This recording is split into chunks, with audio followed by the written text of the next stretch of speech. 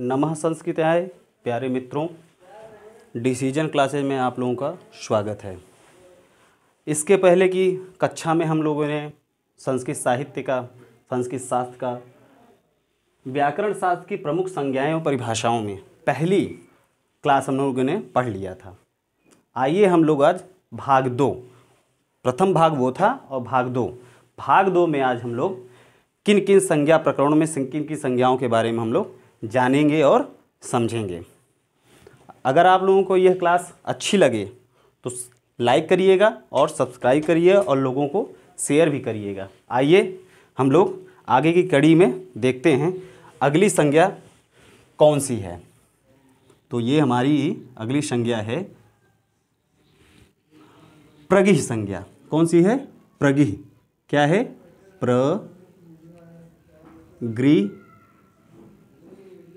प्रगिह। क्या है? प्रगिह संज्ञा। कौन सी संज्ञा है? प्रगिह संज्ञा।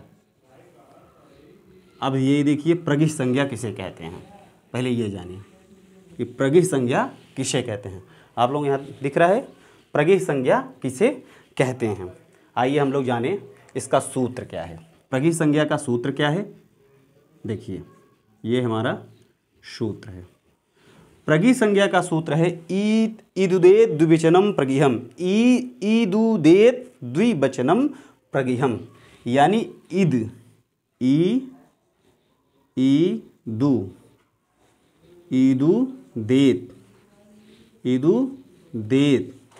द्विवचनम,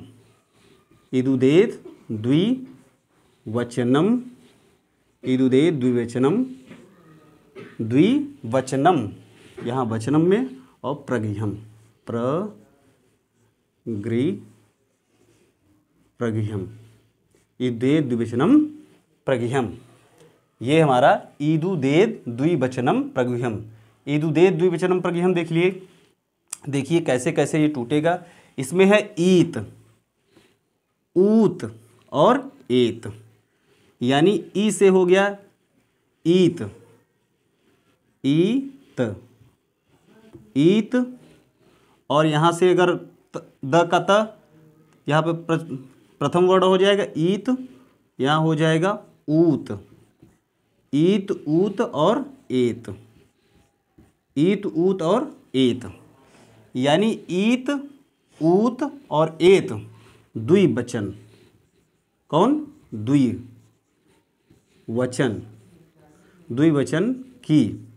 द्विवचन की क्या होती है? प्रगिह संज्ञा।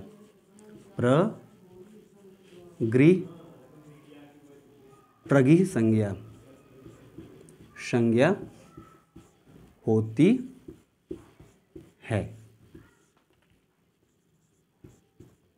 यानी ईत, ऊत, एत और द्विवचन।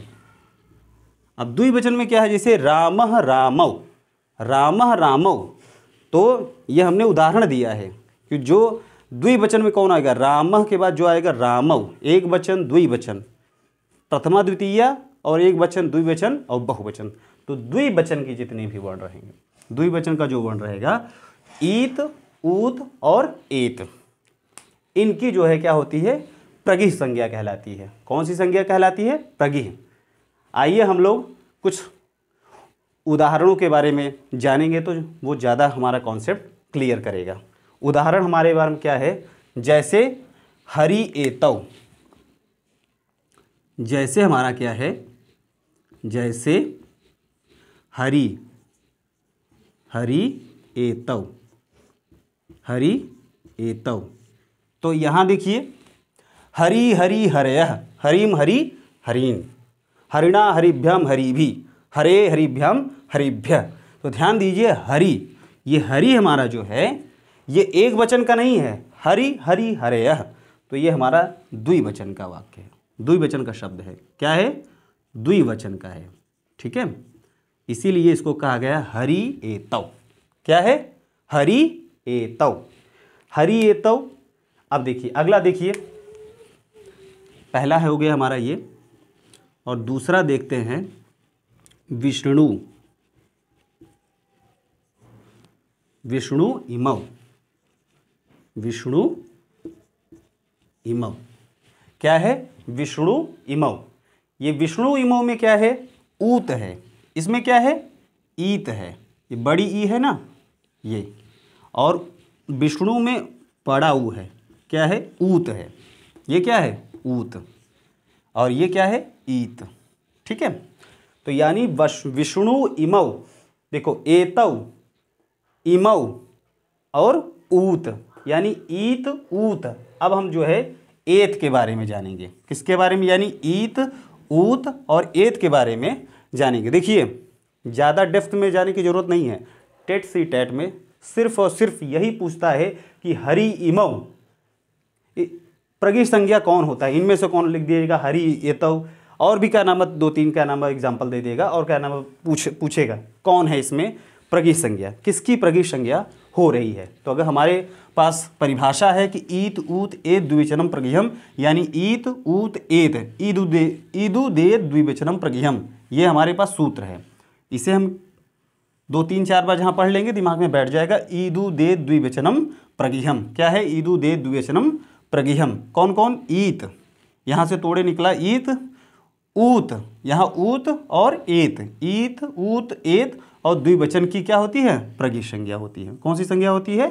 प्रगि संज्ञा होती है। और उदाहरण में ये सब बने बनाए उदाहरण है, इन्हीं में से पूछ लेता है, कोई अलग से उदाहरण नहीं बनाता है, इन्हीं में उदाहरणों में आता है। हरि एतौ आ जाएगा, विष्णु इमौ आ जाएगा। तीसरे उदाहरण के बारे में देखते हैं। तीसरा उदाहरण क्या है? देखिए यहाँ पे गंगे लिख देते हैं, ये ठीक रहेगा। गंगे अमु। क्या है? गंगे अमु। गंगे अमु, तो ये देखिए एत का उदाहरण है। किसका उदाहरण है? एत का उदाहरण है। ये क्या है? एत का उदाहरण है। ये है एत का उदाहरण। ठीक है, तो गंगे अमु। और भी उदाहरण है। अगर आप लोगों को इतने से अगर कॉन्सेप्ट नहीं क्लियर हो रहा है तो हम और भी उदाहरण दे देंगे, लेकिन अगर आप लोगों को देखिए, हरि एतौ, विष्णु इमौ और गंगे अमु, ये 2-3 उदाहरण जो है बने बनाए रहते हैं। इन्हीं में से 1-2 उदाहरण देकर के सी टेट और टेट में पूछ लेता है कि इसकी कौन सी प्रगि संज्ञा होगी, इन वर्णों की कौन सी प्रगि संज्ञा होगी। तो आप लोग जो है इसे पढ़े रहेंगे, जाने रहेंगे, और तो निकालेंगे बड़े आराम से। ठीक है, अगर आप लोग और उदाहरण देख रहे हैं तो और हम बता देंगे उदाहरण। हम यहाँ हम लिख दे रहे हैं, वहाँ नहीं दिखाई दे रहा, यहाँ दिख रहे हैं। यहाँ लिख देंगे अग्नि, अग्नि इति। क्या लिख देंगे? अग्नि इति। यहाँ भी ईत का उदाहरण हो गया। ठीक है, यहाँ क्या हो गया? ईत का उदाहरण हो गया। इसी तरीके से बन जाएंगे जब आपका नाम इस तरह से निकालेंगे। जैसे हमने देखा हरि, गंगे, ये सब द्विवचनांत हैं।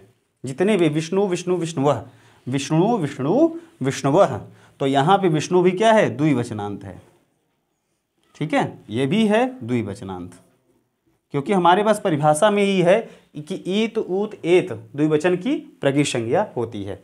अगर आप लोगों को इससे समझ में आ गया हो तो आप लोग इसे नोट कर लीजिए, और नोट करने के बाद हम इसकी आगे की कड़ी में आगे बढ़ेंगे। ठीक है, ये बहुत इंपॉर्टेंट है। प्रगि संज्ञा आपके क्या नाम जो है हायर तक पूछता है, आपके टीजीटी पीजीटी भी पूछ लेता है कि प्रगि संज्ञा कौन कौन से वर्ण की होती है। अगर ये आप लोग अगर जिनकी तैयारी आगे तक है, संस्कृत अगर सब्जेक्ट है उनका, तो आगे तक भी ये काम करेगा। इसलिए आप लोग इसे नोट कर लीजिए और हम इसके बाद आगे लिखेंगे। अगर आप लोगों ने इसे नोट कर लिया होगा तो हम जो है इसे मेट करके अगली संज्ञा की कड़ी में ले चलेंगे आप लोगों को। और अगली संज्ञा की कड़ी में देखिए हमारा अगली संज्ञा कौन सी है उसे जानेंगे। जैसे घ संज्ञा बहुत महत्वपूर्ण है। घ संज्ञा बहुत पूछता है ये घ संज्ञा, और जो है घ संज्ञा बहुत ही आसान तरीके से हम लोग आपको पढ़ाएंगे और समझाएंगे भी। कौन कौन से प्रत्ययों की घ संज्ञा होती है इसके बारे में आइए हम लोग चर्चा पर चर्चा करते हैं। एक है हमारी घ संज्ञा। क्या है? घ संज्ञा। अब आप लोग सोच रहे होंगे कि ये कैसी कैसी संज्ञा है। ये हमारी घ संज्ञा है। अब देखिए घ संज्ञा किसे कहते हैं, इसके बारे में आइए चर्चा पर चर्चा कर लें। इसका सूत्र है तरप तमपौ घ। सूत्र क्या है? तरप तमपौ घ। यहाँ लिख देंगे तरप, तरप त म पौ, तरप तमपौ घ। क्या सूत्र है हमारा? तरप तमपौ घ।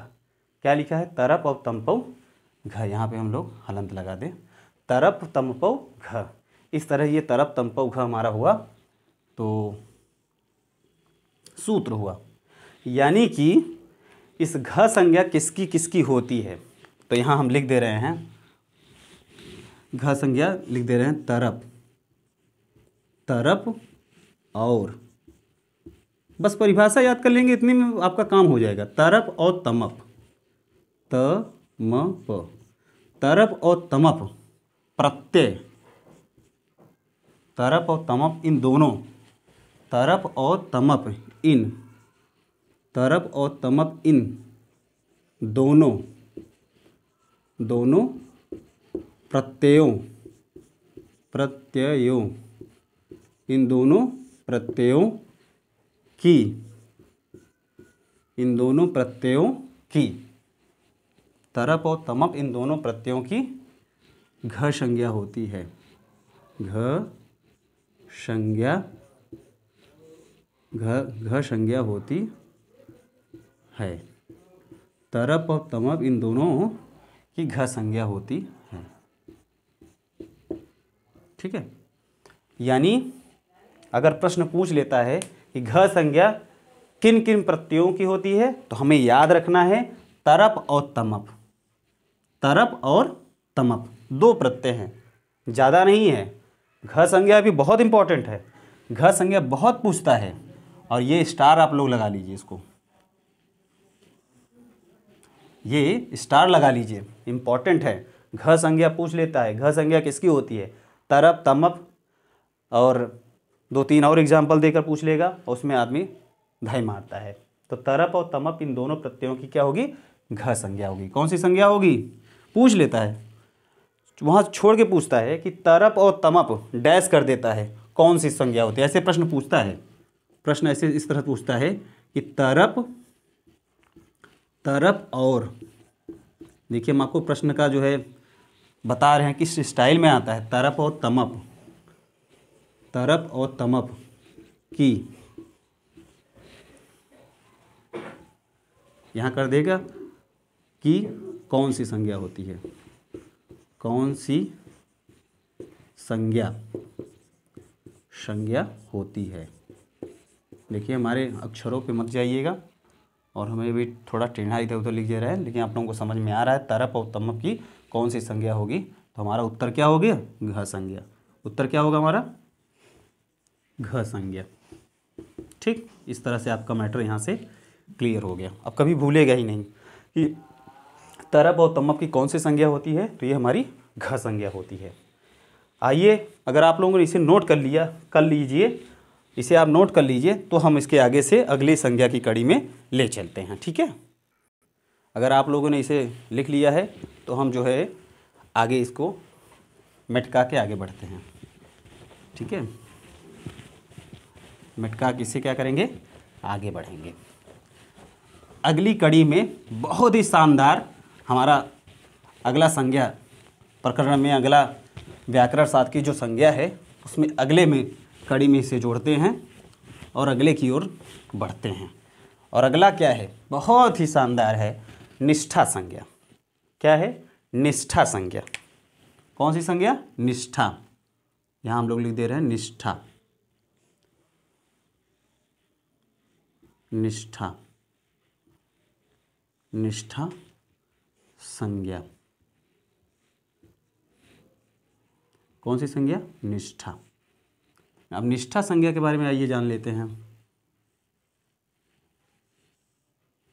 ये भी बहुत इंपॉर्टेंट है, स्टार लगा के आप लोग नोट कर लीजिए। निष्ठा संज्ञा किसे कहते हैं? सूत्र में हमारा, इधर देखिए, सूत्र हमारा क्या है? अक कत कतवत। क्या लिखेंगे? कत और कतवतु, कतवतु। कत और कतवत की क्या होती है? निष्ठा संज्ञा होती है। कत और कतवत की निष्ठा संज्ञा होती है। निष्ठा संज्ञा, कत और कतवत की निष्ठा संज्ञा होती है। थोड़ा सा होती है, यहाँ तक दिख रहा है। कत और कतवत की निष्ठा संज्ञा होती है। शायद सीधी लाइन है भी, ये ज़्यादा टेढ़ी लाइन भी नहीं है। कत और कतवत की कौन सी संज्ञा होती है? निष्ठा संज्ञा। कत और कतवत की कौन सी संज्ञा होती है? निष्ठा संज्ञा होती है। कत और कतवत की निष्ठा संज्ञा होती है। इसको याद करेंगे। जो हम 3 बार बोल रहे हैं इसका मतलब ये नहीं कि हम बार बार इसे रिपीट कर रहे हैं, ये आप लोगों के लिए हम रिपीट कर रहे हैं कि कत और कतवत की कौन सी संज्ञा होती है? निष्ठा संज्ञा। जितनी बार आप वाचन करेंगे, देखिए संस्कृत एक ऐसा विषय है जिसमें आप वाचन को अगर अपने आप में शामिल रखेंगे तो कभी भी क्या नाम है आप लोग भूलेंगे नहीं। जिस तरीके से जैसे पान होता है, पान को अगर आप रख दीजिए तो क्या हो जाता है? सड़ जाता है। अगर आपको पान को फेरते रहेंगे तो कभी सड़ेगा नहीं। अनाभ्यासे विषम शास्त्रम, ये कहा भी गया है हमारे पूर्वजों के द्वारा कि अनाभ्यासे विषम शास्त्रम, यानी अगर हम अभ्यास न करें तो वो क्या हो? विष के समान हो जाएगा। चलिए, तो कैसे पहचानेंगे, कैसे जानेंगे? आइए हम लोग चर्चा पर चर्चा करते हैं कि कत और कतवत कौन सी है। तो कत और कतवत, इसे अतत्वत भी कहा जाता है, लेकिन लोग कहते हैं कि शुद्ध उच्चारण हमें कत और कतवत है। क्या है? कत, कत और कतवत, कत और कतवत। ये क्या है? प्रत्यय है। कत और कतवत क्या है? प्रत्यय है। ये हमारा क्या है? प्रत्यय। कत और कतवत क्या है? हमारा प्रत्यय है। और कत और कतवत की कौन सी संज्ञा होती है? आप लोग बताइए, जोर से बोलिए। निष्ठा संज्ञा होती है। प्रश्न पूछ लेता है कत और कतवत की कौन सी संज्ञा होती है, उसे में बच्चे धय मारते हैं। कौन सी पूछें, कौन सी करें, कौन सी करें, ठीक है। तो ये क्या है? इसकी निष्ठा संज्ञा होती है। ठीक, आइए कुछ उदाहरण से जान लेते हैं। उदाहरण में या जैसे में क्या लिखेंगे? जैसे। जैसे देखिए क्या है हमारा, जैसे हमारा है बहुत सरल है और जानेंगे भी। जैसे हम लिखते हैं भुक्त। क्या लिखा है? भुक्त। क्या है? भुक्त। भुक्त में कौन सी संज्ञा है? यानी इसमें क्या है? अक्त है। कौन सा प्रत्यय इस लगा है? अक्त प्रत्यय। ठीक है, तो ये इसमें अक्त लगा है। क्या लगा है? अक्त प्रत्यय। ठीक है। और यहाँ भुक्त से क्या लिखते हैं? भुक्तवान। भुक्तवान। अब देखिए भुक्तवान है, भुक्तवान में क्या हुआ? कतवत प्रत्यय है। कतवतु प्रत्यय है। कौन सा है? कतवत प्रत्यय है। ठीक है, भुक्त से अक्त प्रत्यय है, भुक्तवान से कतवत प्रत्यय। और ये एक और स्टार लगा के नोट कर लीजिए, स्टार लगा के और नोट कर लीजिए एक बार कि ये भूतकालिक प्रत्यय होते हैं। कौन से होते हैं? भूतकालिक। नोट कर लीजिएगा, बहुत महत्वपूर्ण है। भूतकालिक प्रत्यय है। भूतकालिक, ये हमारा भूतकालिक प्रत्यय है। भूतकालिक प्रत्यय है। कौन सा प्रत्यय है ये हमारा? ये हमारा भूतकालिक प्रत्यय है। ये भी बहुत महत्वपूर्ण है। यही सिर्फ चीज़ें क्या नाम है आप लोगों को जो है भीड़ से अलग रखेगी। कौन सी? ये भूतकालिक प्रत्यय है और अक्त तत्ववत की निष्ठा संज्ञा होती है। किस किस में है? भुक्त है, भुक्त में अक्त प्रत्यय है, और भुक्तवान में क्या है? अक्त, जैसे कत कहते हैं, भुक्तवान में कतवत प्रत्यय है। दो अब जो हो गए, एक बार और एक दो उदाहरण देख लेते हैं। जैसे में यहाँ है पठित, पठित, पठित और पठितवान, पठितवान, ये है पठितवान। तो पठित में क्या हो जाएगा? पठित में हमारा हो जाएगा, इसको जरा, ये हो जाएगा पठित में क्या हो जाएगी? कत प्रत्यय है। कौन सा प्रत्यय है? कत प्रत्यय। कौन सा प्रत्यय है? कत प्रत्यय है। और पठितवान में क्या है? कतवतु। कतवतु, कतवतु प्रत्यय। ये सीटेट के लिए आपका एक प्लेटफॉर्म हम तैयार कर रहे हैं। क्या है, एक प्लेटफॉर्म तैयार कर रहे हैं। ठीक, तो ये है पठित में कत प्रत्यय है, पठितवान में कत्वत प्रत्यय। बहुत सारे उदाहरण हैं, हम एक दो उदाहरण के माध्यम से आप लोगों को समझा देंगे और आप लोग जो है पकड़ लेंगे और फिर भूलेंगे नहीं। पठितवान, वान में न है ना, वान, देखिए वान वान शब्द आएगा तो समझ जाइए कत्वत प्रत्यय है वो। ठीक है, भुक्त, पठित, भुक्त, अक्त है ना, तो उससे समझ में आएंगे कत प्रत्यय है हमारा। ठीक, इस तरह से ये हमारा जो है अक्तत्व निष्ठा, और ये भूतकालिक प्रत्यय है और ये अक्तत्व निष्ठा होती है, यानी निष्ठा संज्ञा है ये। इस तरह से हमारा ये निष्ठा संज्ञा समाप्त हुआ।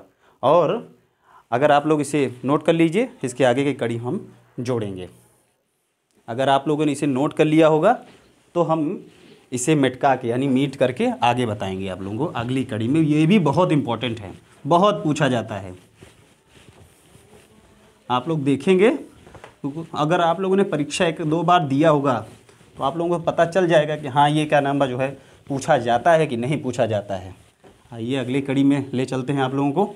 ये भी स्टार ही लगा के आप लोग नोट कर लीजिए तो ज़्यादा बेहतर है। ठीक है, देखिए ये है संप्रसारण संज्ञा। कौन सी संज्ञा है? संप्रसारण। सम प्रसारण कौन सी संज्ञा है? संप्रसारण संज्ञा। संप्रसारण संज्ञा। आइए हम लोग देखते हैं संप्रसारण संज्ञा किसे कहते हैं।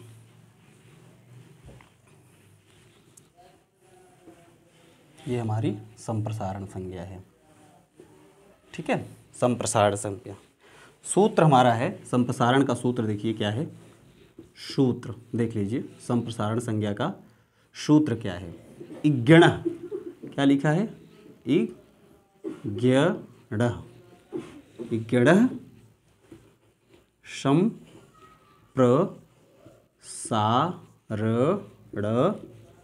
इग्गण संप्रसारणम।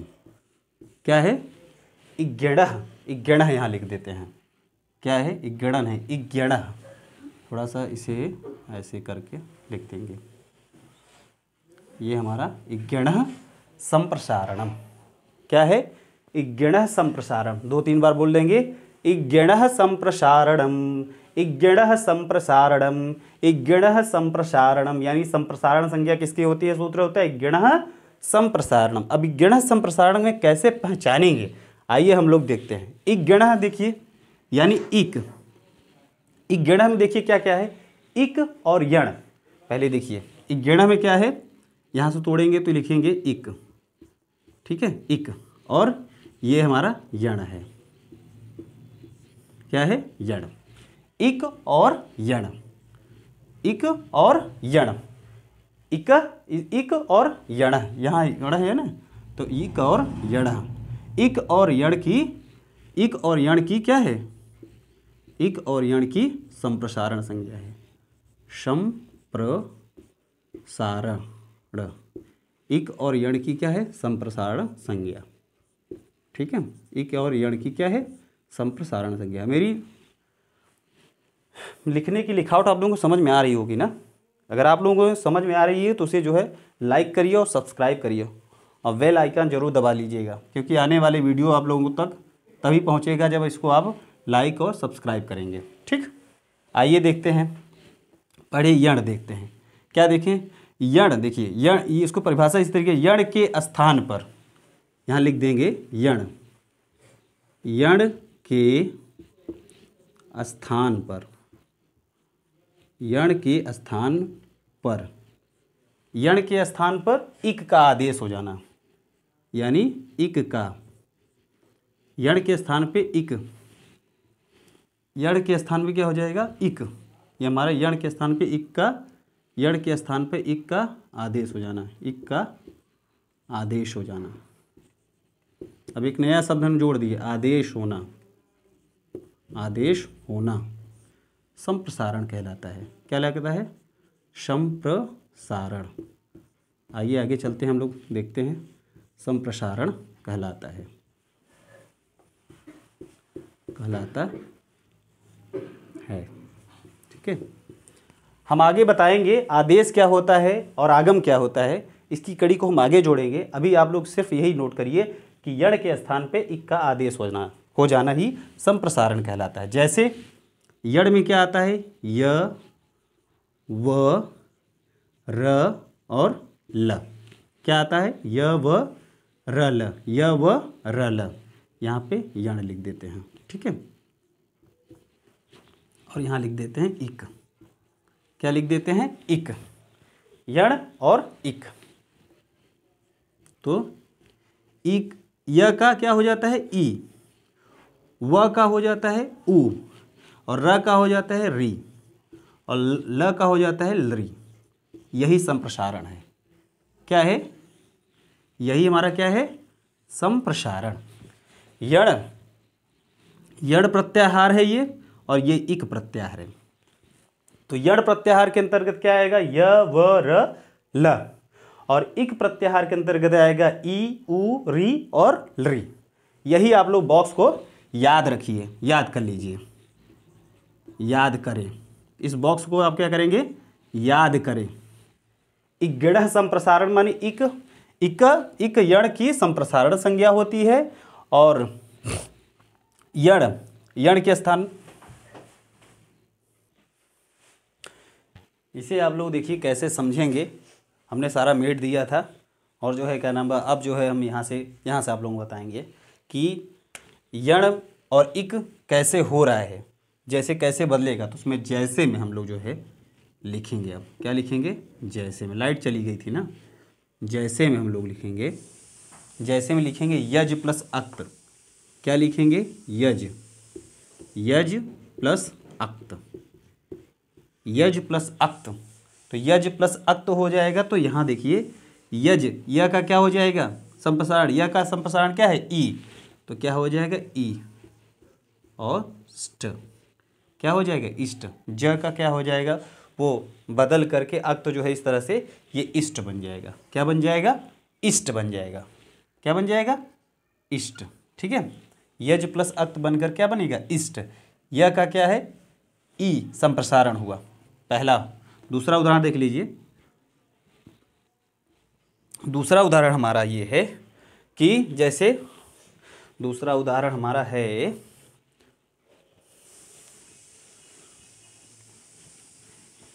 वप, क्योंकि व और प, वप प्लस अक्त, वप प्लस अक्त। तो वप से व का उ क्या हो जाएगा, व का उ, उक्त। क्या बन जाएगा, क्या हो गया, उक्त। अरे देखिए उक्त हम लिख दिया। व, ये व है, ये प है ना, व त। क्या बनता है, वप्त। क्या बन गया, देखिए वह भी हमने लिख दिया। बोल हम पूछ रहे हैं उक्त, ये उक्त बन गया। क्या बन गया, उक्त। वप प्लस अक्त बना तो क्या बना, उक्त। क्या बना, उक्त बना, ठीक है। इस तरह से हम जो है संप्रसारण करेंगे। और भी हैं उदाहरण, लेकिन हम ये जो है यहाँ इस दोनों के माध्यम से हम लोग जो है अपना मैटर क्लियर करेंगे कि ये य के स्थान पे ई हो गया, संप्रसारण हो गया, और व के स्थान पे उ हो गया। इगण संप्रसारण से किससे हुआ है, इगण संप्रसारण। यानी यड़ प्रत्याहार के अंतर्गत य व र ल का क्या हो जाता है, ई, उ, री और री। य का ई, व का उ, र का री और ल का लरी। इन चारों वर्णों से, यानी चार जो है यड़ प्रत्याहार है और ये एक प्रत्याहार है, इनसे जो है हमारा इस तरह से क्या होता है, मैटर क्लियर होता है। इन दोनों उदाहरणों को याद कर लीजिएगा, और ये जरूर याद करिएगा, याद करें, ठीक है। अगर हमारे लिखने का मतलब यही है कि याद करने का मतलब ये है कि इसको आप याद करेंगे। ई का, य का ई, व का उ, र का री और ल का लरी। ये इगण संप्रसारण है। क्या है, इगण संप्रसारण, यानी कि इसकी क्या है, संप्रसारण संज्ञा होगी। आज तक के लिए इतना ही। आगे की संज्ञा प्रकरण में, आगे की कड़ी में हम लोग आगे की संज्ञा प्रकरण पढ़ाएंगे। और इस चैनल को जो है आप लोग लाइक करिए और सब्सक्राइब करिए। धन्यवाद।